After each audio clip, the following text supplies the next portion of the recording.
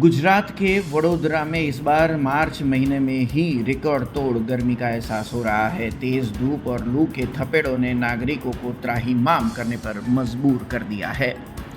गर्मी से राहत पाने के लिए शहरवासी अप्राकृतिक ठंडे पेय पदार्थों की ओर रुख कर रहे हैं। लोग सॉफ्ट ड्रिंक के बजाय धरती के अमृत कहे जाने वाले गन्ने के ताज़े रस को प्राथमिकता दे रहे हैं। दोपहर में समय जब शहर में जूस सेंटर और ठंडे पेय दुकानों पर लोगों की भारी भीड़ देखने को मिल रही है।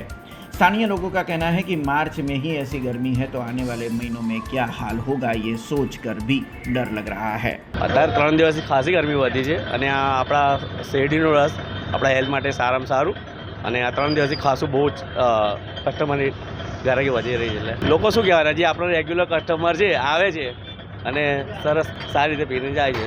આ બહુ જ ખૂબ જ વધારો થયો છે. વધારો થયો હશે. પહેલાં કરતાં હા 50% વધારો થયો હશે. આ ભાવમાન અત્યારે છે ચાલે છે. શેરડીમાં થોડો ભાવમાં વધારો થયો છે. हमसे जुड़े रहने के लिए हमारे YouTube चैनल को सब्सक्राइब करें और नई वीडियो की नोटिफिकेशन के लिए बेल आइकॉन को दबाएं।